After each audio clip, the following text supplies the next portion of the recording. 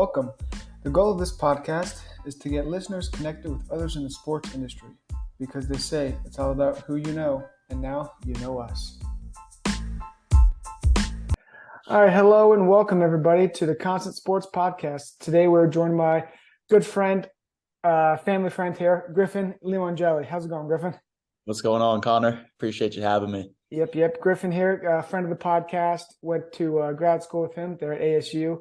So we're going to be able to touch base on some things in the sports industry, all things ASU, Master Sports Line of Business, and much more. So we're excited to kind of kick this off and get it going. Yeah, absolutely. Let's do it. Let's dive into it. Perfect. So just for the listeners and viewers that don't know Griffin, he was at the University of South Carolina. He was in the retail management program with a minor in sports and entertainment management.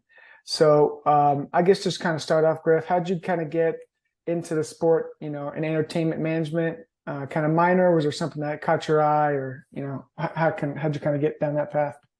Yeah, so it's pretty interesting. I mean, I knew kind of early on in life that I definitely wanted to stay working in the sports industry. I played baseball my whole life, up until I decided to go off to school and kind of pursue a career in the business industry of sports. So I always knew that was something I wanted to do. And, at that point on, I was just kind of figuring out, what's my next step? What do I have to do to kind of get to where I want to be? I knew this industry was going to take a lot of, prerequisites before kind of finding the role I really wanted. And as you know that too, it's a lot of grinding and, working your way up from the bottom for sure. So kind of just finding out what programs offered the best opportunities. They had a great program down there. They still do have a really great program down there, all encompassing sports, but they do hospitality, retail management, sports management, entertainment, and things like that. So they have a whole college dedicated to just that kind of field, which is pretty cool. So found the program, knew some people from my area back home in Virginia that went down to USC. It's kind of like a pool school almost. They get a lot of people from up north going down there. I guess it's the weather or something like that. And they just had the best program that I thought. I felt like I was home when I was down there. They kind of have something similar to ASU where, they have a lot of sports associated with their programs. They have, people doing stuff with the athletic department. There's a lot of golf down there, kind of like out here in AZ. People working in football and baseball. Baseball is pretty big down there too. So I just saw that there was a great opportunity there. Fell in love with the school as well. Can't really complain about being down south, close to Charleston, close to the coast and stuff like that. But, kind of found my major pretty uniquely. If you're not familiar with it, if anyone's not familiar with it, it's called the Academic Common Market, which is where you can get in-state tuition at an out-of-state school if a school in your home state doesn't have the major that you want to study.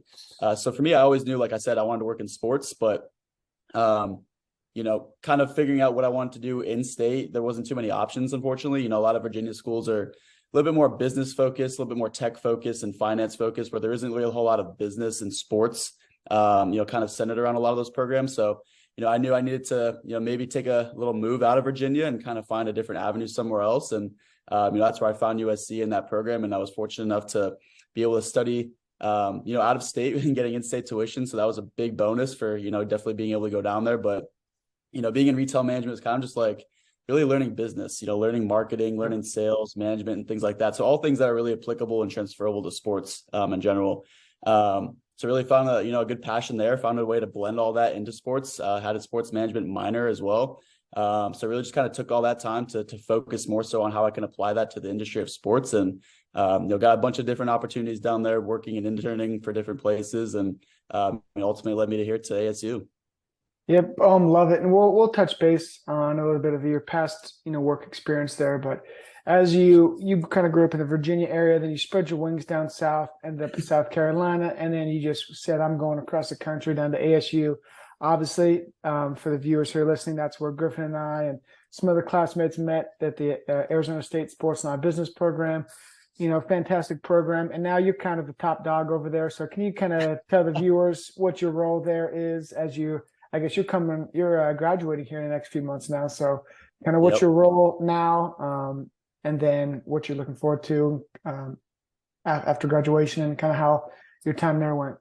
Yeah, man, it's been one hell of a journey for sure. And I know you the same way. You had the whole year with me as well. Last year, Bro-Ro, I don't know if you've introduced that phrase on this podcast yet. It is now. It was a great time. It was awesome. It flew by for sure. I can't believe I'm 2 years in and, getting ready to graduate here in May. So it's been an awesome journey and definitely seen a lot of growth just from being out here. I mean, this place is really elevated, I'm sure you as well. And, all of our friends just elevates us so much.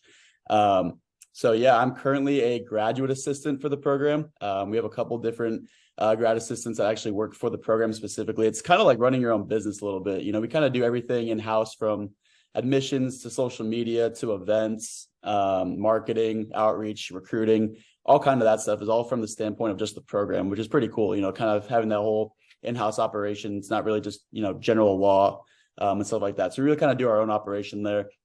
So I am a graduate assistant for the program this year. I took a little bit more of a leadership role. I was lifted into the lead graduate assistant position, where I'm essentially just running point on all of our projects that we do throughout the year, getting the team organized. Every week we meet weekly as a team to kind of just get updated on everything, go through all our different projects. Everybody has their own roles and own tasks that they do, that they have stuff going on every week. So just kind of running point on that. I work hand in hand with our director, Aaron Hernandez, and our program coordinator, Evan Singletary. Just getting through the year. A lot of our year goes by really quick, as you know. We do social events, we do networking events, we do marquee speaker series is our big event that we do both spring and fall semesters. That's coming up here in April, so I'll do a little plug for that. We got our spring speaker series coming up, so it'll be pretty cool there. We do that events, just tons of stuff throughout the year that goes on. And also too, we do all of our own recruiting, all of our own engagement with our students, all of our own admissions and stuff like that. So really throughout the year, we're jam-packed with kind of just making sure that the year flows, nicely, and we're always putting together the right cohort for the next following year too. So when I started the program back last year, or 2 years ago now, 2021, I applied for the position, once I found out I was coming into the program. So I was super excited that it was something that was offered, and definitely something that I wanted to just, impact the program as much as I could, get as involved as much as I could. You're really utilizing the time that I had out here. So from that point on, I became the marketing and outreach graduate assistant. So a lot of my role was marketing the events that we did, really marketing the program, doing a lot of outreach to different, organizations within sports, all over the world, all over the country, getting in touch with whoever I could, putting on a lot of events, and, kind of the recruiting aspect of it too was a lot of one-on-one calls and stuff like that. So it was really cool kind of getting to know a lot of the people that I eventually went to school with this year. We're now doing the same thing for this next coming fall as well. Right. So, after taking that year, kind of learn the entire operation of what FSLB is all about from a business perspective, and, kind of what they do as a academic program, and kind of moved into that more leadership style role this year. Yeah, no, and we've seen you kind of take that on. It's been awesome to watch. But as the listeners and viewers, we have some people that are kind of in the undergraduate to graduate phase in there. And ASU's kind of, you guys have been releasing, people that have been accepted. So it's a rolling admissions, I believe still. Hopefully that's not false. Yeah. We're still doing rolling admissions. So there's no deadlines or anything like that. We keep it open from like October to June. So you got plenty of time. Right now we're in the thick of it. So we're about halfway full right now. That's kind of what I was curious as, for the listeners and viewers that are getting ready, getting their applications ready. What are some things that you and the different, staff and, leaders kind of look at as a, to have them accepted and kind of all that? Yeah, we definitely, the number one thing is definitely obviously working in sports. What's kind of your background in the space before coming into the program? A really cool metric that we keep track of, that we keep constant throughout the entire cohort that we put together, is every single person that we admit has prior sports experience, whether they've, been an intern, they've worked full time, volunteered, anything really that's kind of transferable to that counts as their experience. And they know what it's like to work in the industry. They're committed to working in the industry, and, really understand what it takes. This is a very grueling, time consuming industry. It's a lot of fun for sure. You really get to go through some cool experiences, but, it takes a lot of effort and a lot of hard work to, really see some success. So, that's the number one thing that we look for, is just kind of what you've been able to do before coming in. We really don't have like a model applicant, I'd say, where it's like, you got to look like this. Your GPA has got to be this, really kind of putting together a spectacle of a applicant. But, we have people that range, all sorts of different GPAs, people that have so many different backgrounds and different academic backgrounds too. We have people that don't just study, sports or law or business. I mean, they've come from, maybe it's like neuroscience or psychology or, really anything that's kind of different from that landscape. They've come in and, been able to establish themselves. So that's another thing we look for too, is just kind of, what your academic background's been like before coming through here. The next thing too is we have you submit a personal statement and an elevator pitch. Yep. So really try to get as personal as we can through the application because we don't have any sort of entrance exam for our program. So for us, you don't have to do an entrance exam with the LSAT, the GRE, the GMAT, or anything like that, which is kind of the nice part about it. I definitely think that's a big pull for a lot of people with our program, why they choose to come here. Not that you're getting any less of an education, but you're just able to kind of get, two different things at once, which is pretty cool. Yeah. But yeah, and then, kind of once they submit that, we just get to know all about them. That's the biggest thing is just kind of seeing, who they are, what their story is, why they want to be in this industry and what is it they want to do and how they think that they can get there with us. And then we also do that same sort of standpoint with the elevator pitch too. For any of you guys that are familiar with that, just kind of like your own personal sales pitch video, why you want to be in the program, just tell us about you.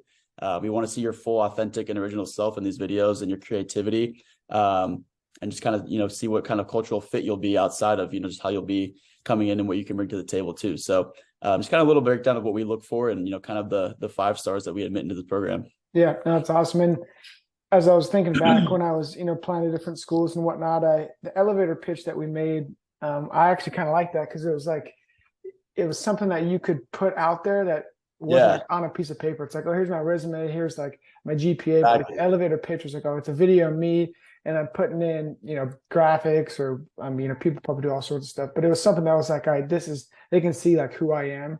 They can hear me talk, kind of see me. So I think that's super cool, that the program does that. Yeah. And there's only so far you can get by getting, 100, 200 applications and they all, right. Look relatively similar. It's like, okay, well, they all look kind of similar on paper. Now we want to dive a little deeper. And that's kind of what makes us so unique is that we really take the time to cultivate through and, really try to find the best people out of our pools and really put the best classes together possible. So I think having that is a great idea. I don't think it was actually implemented too far after we were admitted to the program too. So I don't think it's something they had to do before that. Right. Definitely adding that in definitely puts a lot of creativity into it and really makes it a unique part of the application. I don't think many other programs actually require that. So yeah, no, yeah. And just speaking on the uniqueness, I was thinking about, the different classes and whatnot I took and how it's kind of in the law school. So we're doing, you're taking sports law classes, you're taking amateur law. Kind of what are some of your favorite classes as you were in the program? And then I'll try to think of some of mine. Yeah, I think the number one that stands out to me is probably our Law of Sports Branding course. It's taught by Professor Gibson, who has a really great background in that branding space, worked for the MLB in the property space, was an agent too, has his own consulting firm right now. So really, really cool guy. Definitely knows his stuff and taught us a lot. You were actually in that class as well. Yep. But I could rave about that class all day. It definitely helped me kind of in the agency realm that I'm in right now with just kind of, the partnership space and, putting together decks and, what kind of goes through a lot of these proposals and deals that you offer to different people. So, kind of breaking that down was really cool. We had 3 or 4 projects that we did throughout the year that we were graded on rather than doing tests and stuff. So really hands-on work. I think the first one we did was like a mock franchise move to a different city. So we had which is really cool. That's a really cool project that I thought he was able to implement. And then we did mock partnerships with brands and athletes, which is really cool. Naming rights, mock deals with stadiums and stuff like that. So really just hands-on stuff that, are really applicable to the real world and things that we're going to hopefully be doing someday. And just sharpened up our skills and really just got us into that, different mode, getting uncomfortable because it's definitely things that we've never done before. Right. It required a lot of us. As you know, we got grilled in those presentations, but it was all for the benefit of knowing how those situations go so that we're so prepared when we go into it in the real world. So that was a great class.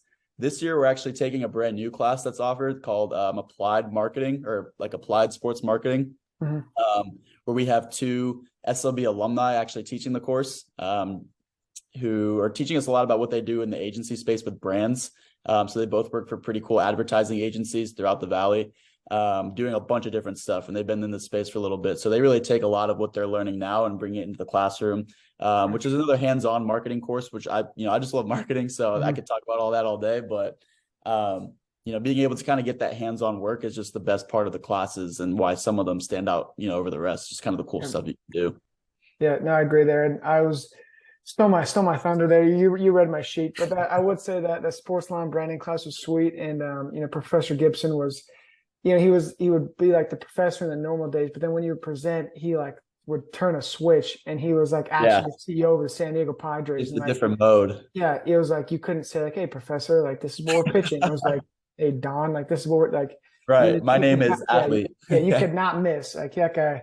So that was really cool, and like you had to come prepared, and I guess that just ties into the rest of kind of grad school is like it's all like the applied stuff. It's like doing Yeah. the mock negotiations and negotiations and what is that ADR and presenting like, okay, that's your Yeah. athlete. You gotta, this is the team, that's the GM, like he wants this, the team can Right. only pay that, like doing that whole thing and kind of peels back, a little bit of the onion there. And when you see it on TV and it's like, Jalen Ramsey signed with the Dolphins. It's like there was so much negotiations and so many I things know. that went All into behind that the before scenes. that. Yeah. So that's kind of the cool part of grad school. And that's kind of why I think grad school is cool. Is it's not like undergrad. It's like, oh, you got to take biology and freaking Right. business All the stuff you 101. don't care about. Yeah, it's like you're in a Yeah. class with 850 people, and in grad school, it's like, all right, I there's don't think I've 30 touched of us. what did I take? Like calculus or something like that in Yeah, yeah, college. I yeah, don't think I've touched any of that since yeah, coming to this program. So right. shout And out to then that. yeah, shout out to the undergraduate at South Carolina. So I like that, and then all the books. It's like I still have a few of them, like sports marketing, branding and law. Like, Yeah, of eventually I'll probably break those bad boys open and give them a read. So that's course. yeah, that's kind of the biggest takeaways and the cool part about that program there. And as you just said, so and I guess as you've been working in a program, you've had some positions in the sports industry with Divine, and now you're with Vanguard. So tell the listeners and viewers kind of how that process went, kind of what they can expect when they're going into an interview, kind of at that intersection we're at in life. Yeah. Yeah, I mean, definitely first and foremost, it's definitely shout out to SLB for kind of preparing me to get into those roles. Mm-hmm. Really just kind of polishing myself up as an applicant and just being as prepared as possible. We just talked about the classes that kind of helped us to get to where we are. They really did help us and, really, elevated us as applicants to make us stand out. So yeah, I mean, I always knew I wanted to get into the agency space for a very long time. Just kind of really tailored my journey to figuring out how to get there, and just being well-rounded, doing different internships in different, capacities and different sports and stuff like that. And just reaching out to different people too, and just kind of getting to connect with different people. So I always knew I wanted to get into that. And that's kind of the biggest reason why I chose grad school, because I knew that I needed that extra academic boost to get into that point, because it's such a competitive space. And so many people have that same background too of, graduate degree or law school or, this and that. So really just kind of figuring that path out and where I needed to get in order to get to that agency space, which the first job, unfortunately is definitely always the hardest, as in sports. Agency is definitely probably a step up above that, because, it's very coveted positions. Everybody wants to get into that space. Everyone wants to work with the athletes and be with the biggest agency. But at the end of the day, it really comes down to, who's willing to put in the work. It's a grind for sure. Yep. But it's a lot of fun. I mean, if you really do enjoy it, you'll have a great time and you'll never work a day in your life, as they say. So last year was fortunate enough to do my first ever internship in the space with Divine Sports and Entertainment. They were a relatively new at the time agency who's taking off right now, by the way, in the NIL space, mostly within NFL or within college players and football. Had a little bit of NFL clients as well. Now they represent some high school basketball clients as well, doing some really cool deals there. They just announced a deal with the Jordan brand, which is pretty cool. It was actually a project that was introduced when I first came on last year. So to kind of see that all full circle. There we go. Yeah, just through there, I did a marketing and branding internship with them. So really just kind of helping them market a lot of their players at the time. Obviously, NIL was so new. So you're reaching out to companies and different brands looking to do some deals and social media activations and stuff like that, helping guys build their own brand as well, and girls, from the ground up, really, within all different sports, putting together clothing lines and helping them establish social medias and doing events and stuff like that. I mean, you know how it goes in the space. It's a grind for sure, but it's a lot of fun, kind of getting to work with them and really just be creative and innovative. It really just takes your creativity and whatever direction you want to take it in is, you have full reign to do so, which is why, I definitely chose the space too. You could just kind of take whatever you want to implement and kind of implement it. But, did that for about 7 or 8 months or so. So pretty much throughout my fall semester last year, just getting experience, as much as I could. And then was really fortunate enough to be able to land another internship for the spring with the Vanguard Sports Group, doing the same thing, marketing and branding. So kind of stepping up a little bit now to more the professional clientele. So I've been doing some stuff with CFL guys, NFL. They have some NBA and MLB clients as well. NIL as well within collegiate athletics, but mostly within the NBA, NFL, and MLB are the top sports that they dive into, and they have some really cool clients too. So really invaluable experience so far. Been getting to meet a lot of really cool people and get a lot of really cool experiences too. Definitely. Just meeting with the different athletes in them. So definitely been a great experience. I started back in January and just kind of been pulling through ever since. Got through the Super Bowl, which was really cool. So they had a bunch of people out here doing that, which was awesome to go meet, some of them who are in the area. Yeah, it's just been a lot of fun. I'll be looking for something to do full time in summer. So once I kind of graduate here, so I think that's definitely kind of the route I'd like to take, staying in the marketing space. And these two positions have just been so great in terms of the experience. Yeah, no, and that's kind of all anyone can ask for, right? Is when you're kind of in that undergraduate, graduate, that intersection there is the experience, learning how to do things and kind of putting yourself in those situations like, okay, this is how this gets done so that you can just catapult it into the next job or the next, career path. And, you know how that goes. So it's as you kind of prepared for those interviews going forward. So like, when people, when in grad school, they're always like, prepare. And then I was like, yeah, I think I got it figured out. I'll give them a LinkedIn, we'll do it a once over. But then as, like I graduate and you kind of, starts getting serious. It's like the more, information you have that you can pull from, like, okay, they have, Mike White from the Jets is like one of the clients, whatever it is. Right. Like some deals he's done. They have a guy for the Cardinals. He'll, deals done. They got a guy, here they got a player on the Las Vegas Aces. Like knowing all that information and the different deals they've done, especially if like you're going into a marketing role, it's like, all right. And, you kind of have that baseline. So I'm assuming you kind of did those types of things as you went to your interviews.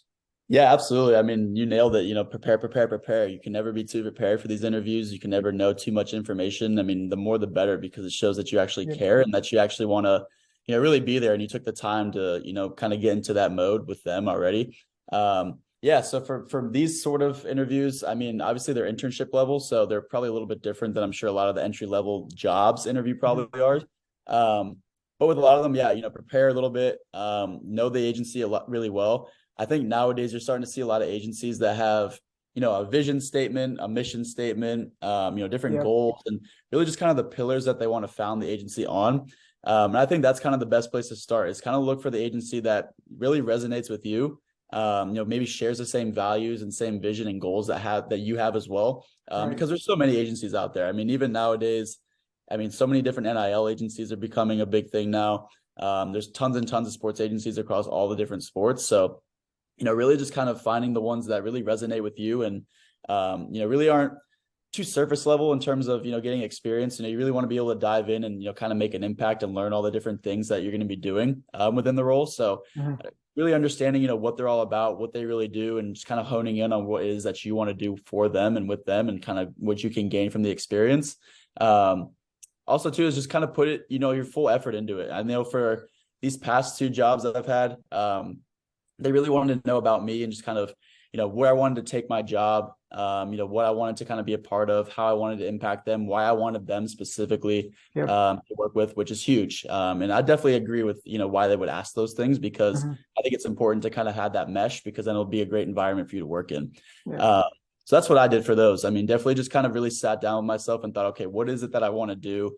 How are they going to help me get there? And then what can I bring to the table? They're always looking for things in terms of creativity and innovation and, what are some things you can help us do to really elevate us? So when they're looking for those things, you got to be able to, make those answers and, give them that information so that you can, help them in any way. So definitely prepare. That's the number one thing, is just really know who you're interviewing with and, my biggest thing is I try to find the uncommon things that, you might not know about. If it's maybe a project that they worked on that you just happen to stumble on LinkedIn, or, maybe they know somebody that you also know too. There's tons of different things that finding a connection with that person that you're interviewing with is huge. If there's common ground and, icebreakers that you can kind of bring into the interview, that, helps you off the bat, becoming more knowable and, keeping that face, recognizable when you're with them and talking with them. So just kind of finding that common ground is a huge way to do that as well. Yep, I'm with you there. And we've talked to different, people along this interview series and whatnot, and a lot of them have said, like, that's one of the most important things to do, is just get information, kind of have it, it could be portrayed a little bit as a stalker or whatnot, but you just need it. I mean, there's a line, I'm sure you guys can all figure out what the line is, but you need the information. You need to be able to, talk about it and be, Yeah. like, okay, this is how it works. This is ABC, yada, yada, yada. So that's huge. And then I guess as you got in your career, I feel like experience is always one of the most important things. And Yeah. we kind of start out in similar paths. I worked for a rookie baseball team for the Los Angeles Angels organization. I know you were down there with the Lexington Blowfish or the Yes, I Lexington. was. Yep. Oh, what it Down the was? Coastal Plain League. Yeah. Okay, there it It was is. a lot of fun. Okay, so just for the viewers out there, kind of maybe their first job. I know that was kind of my first, break into industry was rookie, minor league baseball. Yeah. So I don't know what league the Coastal Plains in, but I'm assuming it's some sort of minor league. So kind of what's that like, and what can someone can expect for their first job, maybe in sports? Yeah, for me, my very first job ever was actually in sports. And then from there, I never really kind of left the industry. Mhm. I worked kind of like the usual, high school teenager kind of job, which was working at golf courses. So I worked at a few country clubs back where I'm from in Virginia, from like I want to say like sophomore year of high school, all the way until I actually graduated from college. So, through the summers, just needed a job to Yep. kind of build some money for the beer money for college, as you know. Just kind of find things to do and just kind of keep up on the industry. I love golf. It's been part of my family and part of me for so long outside of baseball. So, you're just kind of finding a new avenue to go down. Once baseball was over, just trying to figure out, what's another sport I can get into. That wasn't football. Obviously Mhm. everyone kind of loves football and Yeah, watches yeah, it. yeah. Just finding that new sport that really, kind of was, close to me and something that I enjoyed. So that's where I kind of started was, working in the golf industry. Kind of took that into undergrad a little bit. I worked at the Masters for 2 years. So those kind of positions definitely helped me kind of get into that role. The Lexington County Blowfish role was actually an internship that I did in the Coastal Plain League. So if anyone's familiar with a lot of the collegiate summer league teams, you'll have like the Cape Cod League, you'll have the Coastal Plain League, all those teams like that are collegiate players playing in the summer. That's what I did for an internship down in South Carolina back when I was, I think, a sophomore. Mhm. Just getting experience working for a baseball team. It was obviously a smaller, more community style team. So you got a lot of really good hands-on work. It was I think like a 40-person intern team that we all Oh, stayed there wow. over the summer and worked every single home game, which was definitely a grind for sure. But taught us a lot. It teaches you that work ethic that it's hard to teach and hard to find in a lot of people. Learned all the different facets and operations of running a baseball team, from what the GM does to ticket sales to field operations to you know souvenirs and retail shops and stuff Yep. like that, food and bev, like literally every single aspect that you can think of. And that's really how a lot of the first jobs are in the industry. I mean, if you're not working in golf where you're doing like golf ops or working in the pro shop or anything like that, you're doing internships with teams, whether it's in like the marketing department, the operations department, ticketing, and sales. Even the video department's really big now too in a lot of different sports. So you're just kind of finding that first level job. It's usually not going to have a whole lot of roles with it, but Mhm. you're learning something specific that you might not have known before, and just kind of taking it and then getting to cycle through a lot of the other different positions too. So that's how a lot of my first internships were. You're just kind of gaining experience, understanding the operation and my role within that space. After that point, I think I went on to do an internship with at the time, Washington Redskins, who are now the Commanders. And that was just an internship level role as well, in the Yeah. marketing department. You're kind of doing some of like the grunt work almost a little bit. You're putting together care packages and proposals and presentations and things like that. So some of the smaller level work, but at the same time, you're learning the foundation for what the bigger level jobs really are all about. So really just kind of understanding the foundation and the full scope of things is really how those first roles go. And finding those things too can definitely be tough, especially if you're just getting into college, or you're just coming out of college, or maybe you're even in college too, and you're really trying to find that first role. Just be persistent, find literally anything. It doesn't have to be your dream role right away. It might be something completely different than what you want to do, but maybe it's adjacent to what you want to do. Mhm. Be flexible, be open to literally anything, because once you get that, that's going to be able to elevate you to what you want to do, later on. That's kind of how it works. That first role is never really something you probably want to do, or Right. something that you do long term, but something that you're definitely going to learn a lot from, and be able to pivot from there. Okay, this is what I know I like, and this is what I know I don't like, and that's really how you're going to navigate to where you want to be.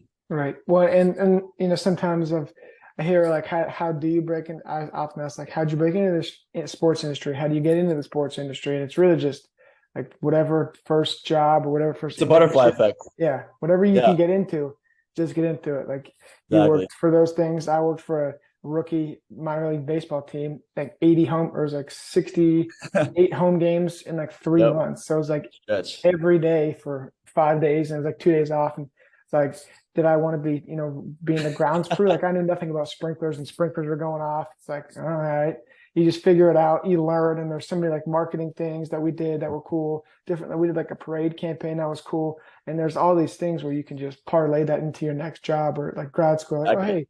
hey, I did this last year. I did this, when I was here. So that's kind of, Yeah. I would say, how you get into the industry. You just go find a job in the industry. Yeah. Yeah, it's It not going to always be it always takes you full high circle. level, right? The things that you do, you might not ever think you're ever going to use again, or you might not even like, but at the same time, there's things that I've learned and done way long ago. I've been doing this probably about 6 or 7 years now in terms of like internships and kind of working in this industry, Mm-hmm. where there's things that I use to this day that I learned from the start.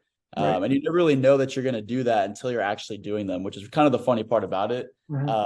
You never know. And even the people you meet too is another part of it in the industry where, you might meet someone, in your first role, maybe you don't talk with them for a little while, but, somewhere down the line, you guys, kind of meet back up again some way. Yep. That's just how it works. That's kind of the beauty of the industry, staying connected, learning everything you possibly can, being well-rounded, makes you a Swiss Army knife and makes you a really competitive person in the Mm-hmm. space. No, for sure. Then it's also just kind of building those relationships. And the GM of the rookie team that I worked with, like I used him for my application to get into ASU. So Yeah. it's like you kind of just, feed those relationships and have the, build those. And, obviously I was never trying to work in rookie ball for the rest of my life, but I Yeah. met the GM and he knew me. We kind of went back and forth, and then we had that relationship that when I needed whatever it is, 3 or 4 referrals for grad school, Right. for jobs, it's like, all right, I can text Rick and he's got me, lined up. So I think that's one of the more important things, along with the experiences, the relationships, the people you meet. And that kind of goes with everything in life. With grad school, it's like the people you Yeah. meet, your classmates, that's where it starts. Those are usually who you're going to get your jobs with, who are going to get you connected. Absolutely. It's actually funny. I actually used the GM of that or the summer league team to get into grad school as well. So There it is. So yeah, you just got to put in the work. You just got to show them what you want to do and what you're about, and I'll work out in the end.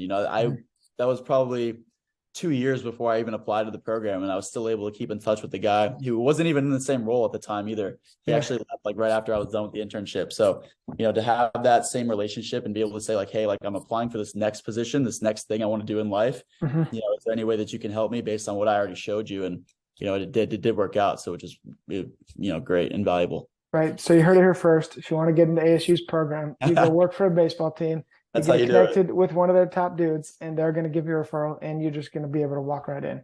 Heard it here first. So take that. Cut the line, cut the red tape. Yep. You'll be good. Come to the front of the line. There it is. Perfect. And kind of just talking about the industry in whole, and as you know, I'm kind of in the marketing space as well. And then you've obviously these past 2 jobs and in previous work, but I'm interested to kind of hear your thoughts on NIL and where you think it's going. I know we've kind of been on some of the same Zoom calls with that Mitt Winter. There's that Peter Schoenthal guy.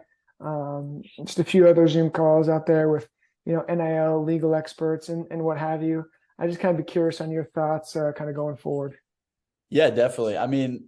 For one, I'm the reason I even wanted to get into the agency space was because I'm definitely an advocate for the players. I'm on their side 100%. I see that the work that they're putting in, what it really takes, and I really want to be able to make an impact on them and kind of, help them in any way possible. So I think this NIL thing was, a long time coming. They deserve every bit that they're getting from it. Now being able to benefit in their own way from, their own NIL and just kind of making cool things happen. I think we've seen so many cool and innovative deals and partnerships come together from this that, now it's kind of free reign. And I think it's going to grow for sure. You're seeing legislation change all the time to kind of, fit what's going to work best within this space. You're seeing so many different management groups and agencies and brands and companies, want to come together and build their own sort of department for NIL specifically, just so they can work with these athletes. So this, I think it's here to stay for sure. I think that the things that you'll see the differences are in the future are going to be, what's kind of the state of NCAA going to be like maybe in the next 2 years, the next 5 years, 10 years, who knows kind of what that'll look like. Maybe we'll see too. And this is actually, I don't know if you took strategic planning in our course last year, where you kind of plan for some of the future trends and things that are going on in the sports industry. One of the questions that we ask in our icebreaker class is, if students unionize and become free market labor, available, what's kind of the impact on that? So I think, obviously the legislation's kind of up in the air right now. There's a lot of gray areas that still need to be worked out. Obviously we've just seen the first infractions with Miami. So, I think that's kind of just going to trickle out to, let's see what kind of those things are going to be, what are going to be the infractions, how far a school's going to go, how far is the NCAA going to go. But, if students do that, if they do unionize, and that's kind of what we're going to be faced with, then I think, it's going to be a question of, okay, do they want to have a union for all sports, or they do want to have a union that represents individually? Is it going to be one for all and all for one, or is it going to be up to each sport to kind of do their own thing? And I think there's going to be good and bad with each one of those. Obviously it comes into play Title IX and, the whole, argument of, equality with different sports, the ones that generate revenue and the ones that don't. Obviously football and basketball are probably going to be the two biggest ones that'll always be the powerhouses for every school, every sport. Those two are probably going to be the ones that are always going to be here to stay. So, that comes down to, okay, now does each sport or, collective have to build a CBA, for their school, and, with the NCAA, what does that kind of look like? So I think there's just so much up in the air right now that, more of those specific things in terms of legislation needs to be kind of figured out. Always keeping the athlete protected in mind, making sure that whatever it is that they're safe, they know what they're doing. Education's huge. We've seen a lot of bad deals go down, unfortunately, but being able to educate them, I think that's the next step as well, is, being able to provide elite level education to these student athletes to understand what they're signing, what they're getting into, and what they're kind of building long term. Before whether or not they make it to professional, level, it needs to be seen, but what they can do right now while they're playing, I think it's obviously really good for them. I think they should capitalize on it as much as possible. I think we're just going to see some changes here in the future in terms of how far they can go with their own following. So it's cool. I know have you been in the space a little bit? Have you been doing some NIL work too? I dabble in the space. Yeah. I almost am kind of leaning towards the NCAA is just going to get just demolished. There's not even going to, in 4 or 5 years. The way that college football, college basketball, those high, revenue generating sports, they're all their collectives are bringing in, I think I read a report, it was 3 to 4 or 5 million a year. Oh yeah. It's insane. And then it's I think it was Open Doors. They had a cap market projection of $1.4 billion in the space. Wow. So it's not going anywhere, and it's only going to get bigger. And so the NCAA is we're not going to be able to put everything back. The Pandora's box is open. So they're kind of toast. And I know the new commissioner or president of the NCAA, whatever his title is, he's kind of trying to, figure it out, and he wants to get different legislation. But I just think at the end of the day, the collectives and kind of the schools, they're just going to take off. The NCAA is too far behind. I don't know if you saw this. I'm pretty sure this is what it is at right now, but Florida is kind of, and I think California a little bit too. They're kind of trying to get ahead of what the future could look like right now by, I'm pretty sure they're allowing coaches to sort of manufacture these deals for student athletes. Pretty sure it's probably after they commit to the school. I'm not sure if they're doing it. Yeah, I think so. Obviously inducement's a big, issue and challenge that they're facing right now, as we've kind of seen, what are the implications of that and what are the infractions going to look like? How deep do they go? And, what's going to be the enforcement? Because there's really no precedent for this, obviously. Even if you do have 100 schools that violate, they're not all the same. They're going to have different, punishments and implications based on their specific situation. So, whether it's going to be creating a universal, punishment or, breaking it down to state by state, I really just think that there's so much up in the air by that. I definitely agree that, we maybe won't see the NCAA in the future. That'll be another organizing body, but a along the way, I think you still have to have some sort of governmental body governing Yeah, everything. there's got to be guidelines, or Yeah. there's got to be Whether they something. break that up or they stay the same or they change a little bit, I think it's gonna definitely be, reshaped somehow, some way.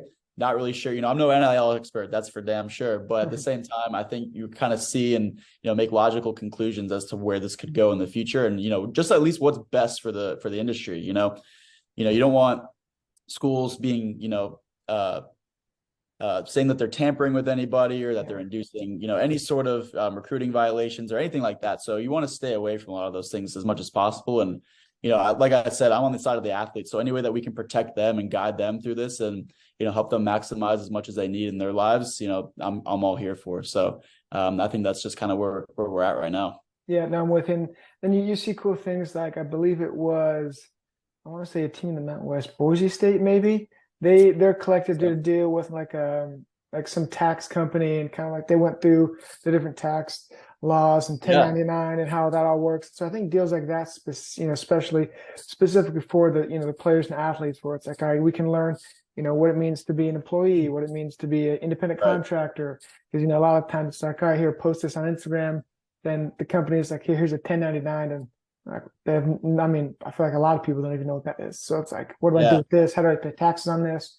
How does that all work? So, and especially like right now, we're talking about high school and college athletes potentially making, hundreds of thousands, sometimes millions of dollars right now where they're at.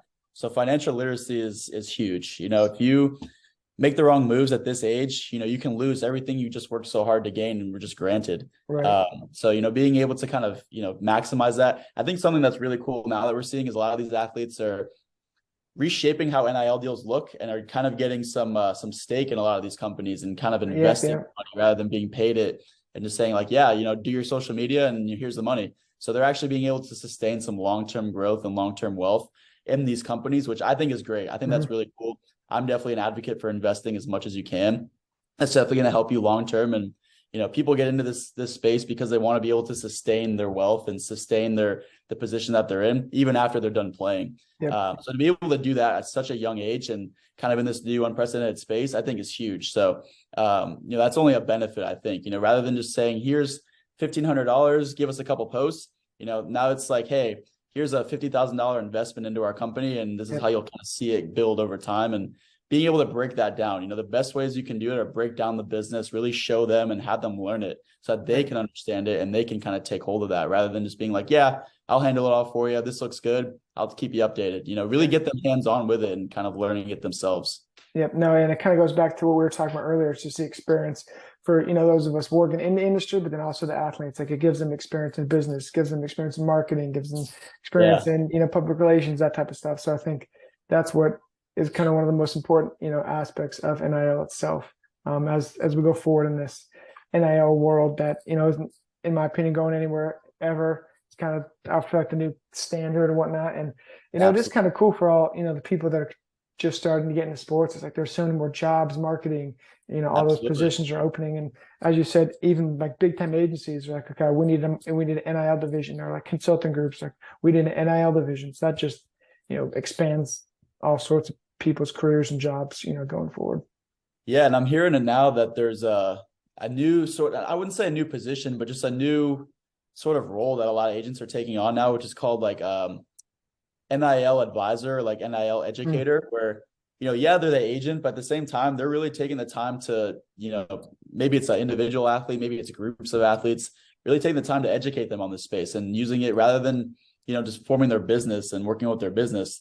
They're taking the time to really provide an actual educational component to their offering, to what they do as an agent, right?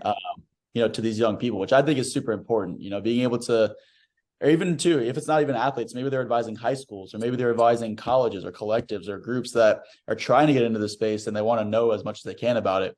Agents are some of the best people to do that for, and lawyers, because they understand it down to a science. So for them, being able to offer that's another big part of it too, that people are being able to kind of work in the future is, okay, specifically NIL, what do we have? We have advising, we have education, marketing and sales. I mean, just so many different aspects that are just within that one space that, there's going to be tons of jobs created, as you said, which is really, really cool. Yeah. And that's kind of exciting. And to think about is, we're kind of entered this spot and being in the sports industry itself is there's so many different random jobs and different cool jobs that you can be a part of. So that's something to look forward to, and keep your eye out as you enter the sports industry itself. And we appreciate you jumping on today here, Griffin. We've had a great discussion, and the viewers and listeners, I'm sure, are going to eat this up. And we're just going to close here with a little no huddle. So I'll ask you a few questions, and then after that, I'll just kind of give you the floor. I know the ASU program's got some different events and whatnot coming up that you can plug and do your thing. So we'll just kind of light it up here. So what's your favorite sports-related book? Oh, man. I'd probably say it's Next Question by Drew Rosenhaus. If you're not familiar with him, he's a star-studded NFL agent who's just really kind of paved the way for the industry, and really great book. All right. Note that. It's one I got to put on my shelf there. And then who's your favorite LinkedIn connection, if you could pick one? Oh, man. I don't know if I could chalk it up to one specific, but I have been able to connect with some people that kind of do what I want to do, which to me, that's really cool. People that work in marketing or, might be VPs or agents. I mean, just being able to kind of get that connection with them, that's super cool to me. I really don't have like a famous person that I'm connected with, but just being able to connect with people that, are doing what I want to do probably is the cool part. I'm with you. That's kind of the answer I usually give. It's just like, if it's an agent for athletes first. Classic answer. That guy's pretty cool. He has a cool career. And, that's a way you can kind of back into your career. It's like you find someone that does it at the highest level, essentially copy what they did and how they got there. Exactly how I'm doing what I'm doing, man. It's a beautiful thing. And then what's a sports sector you're keeping your eye on going forward? I've said in the past, it's for me, I'll be interested to see where the UFC goes. I feel like they've been just on an absolute skyrocket. And it'll be interesting to see if they can kind of keep it up with how they're going. So that's kind of what I think, going forward. Yeah, I'd say, obviously probably outside of pickleball nowadays that we're seeing that. Yeah, pickleball is just exploding.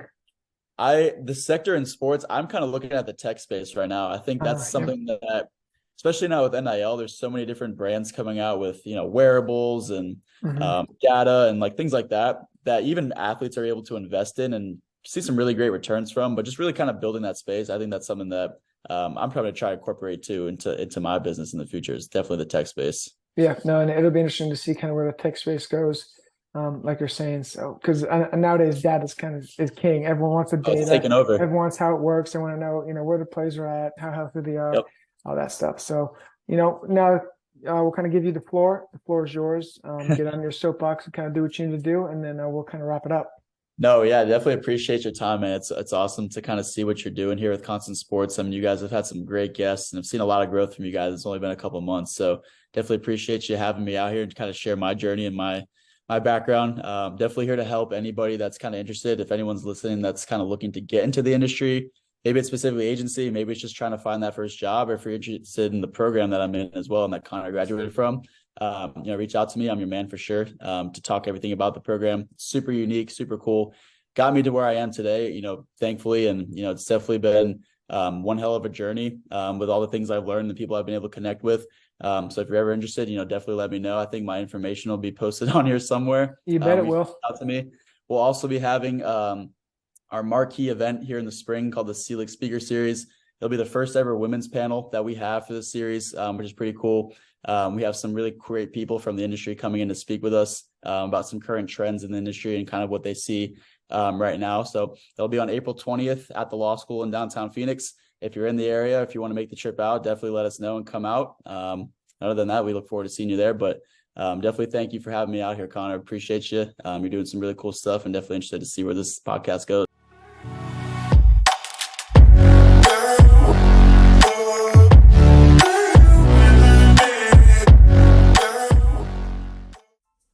Hey, you know what they say.